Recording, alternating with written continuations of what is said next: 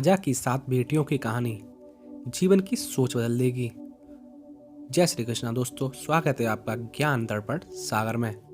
दोस्तों, आज की कहानी बहुत ही ज्ञानवर्धक एवं रोचक है, जो हमारी नकारात्मक सोच को बदलने की सीख प्रदान करती है। कहते हैं दुनिया का प्रत्येक इंसान अपने अपने भाग्य का खाता है, किसी और के भाग्य का कभी नहीं खाता।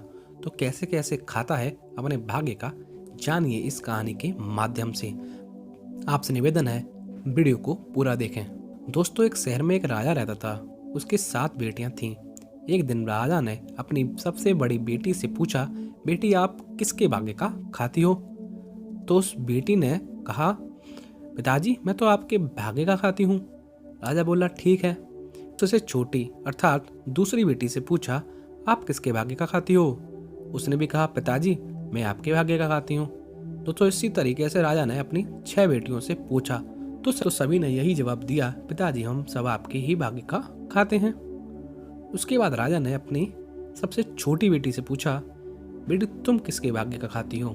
तो उस छोटी पुत्री ने जवाब दिया, पिताजी ना मैं आपके भाग्य का खाती हूँ और ना मैं किसी और के भाग्य का खाती हूँ, मैं केवल अपने भाग्य का खाती हूँ। दोस्तों, ये सुनकर राजा को क्रोध आ गया और कहने लगा, बेटी ये तुम्हें वक्त बताएगा कि तुम अपने भाग्य का खाती हो या किसके भाग्य का खाती हो।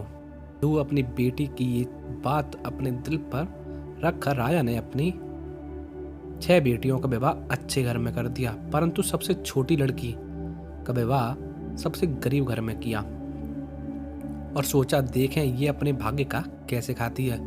दोस्तों, सबसे छोटी बेटी का पति बहुत गरीब था, जो लकड़हारा था, अर्थात लकड़ियों को बेचकर अपनी गुजर चलाता था, जो वन से लकड़ी लाता था और उन्हें बेचता था। धीरे धीरे यूं ही समय गुजरता रहा।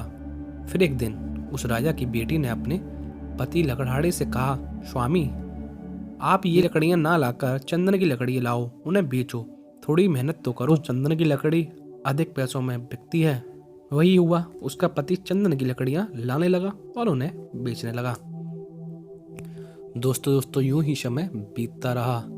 एक दिन ऐसा आया कि उसके पास बहुत सारा पैसा इकट्ठा हो गया। फिर राजा की छोटी बेटी ने एक बहुत सुंदर अपना महल बनवाया, यानी उसका पति लकड़हारा एक गरीब से अमीर बनने लगा और वह बेटी अमीर बनने के साथ साथ बहुत दान पुण्य भी करने लगी। इधर उस राजा की 6 बेटियों जो अमीर घर में थीं, वे सब महा गरीब हो गई, क्योंकि उनके पति शराब, जुआ और ये सब में पड़ गए थे, जिस वजह से उन्होंने अपनी जमीन जायदाद भी बेचकर इस प्रकार वो गरीब हो गई।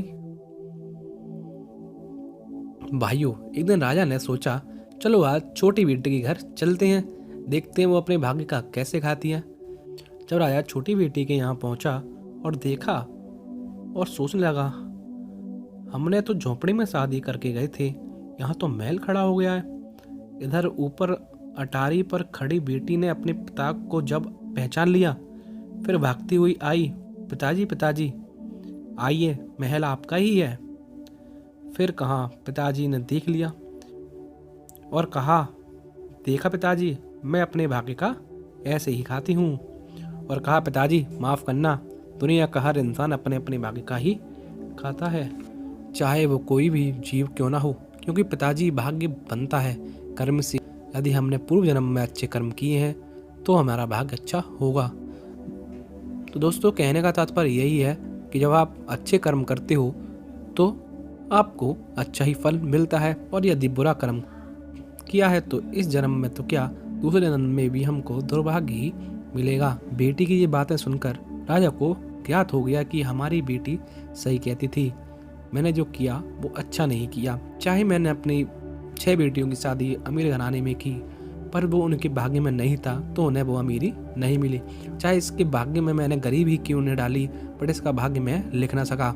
इसके भाग्य में अमीरी थी तो ये खुद ही अमीर हो गई। दोस्तों, कहने का तात्पर्य यही है कि हम अपने अपने भाग्य का खाते हैं। दोस्तों, आज की वीडियो के लिए इतना ही, और वीडियो अच्छी लगी हो तो वीडियो को लाइक करें, कमेंट करें और शेयर करें। और आपसे विनती है, और आप हमारे चैनल पर नए हो तो हमारे चैनल को सब्सक्राइब जरूर करें। जय श्री कृष्णा दोस्तों।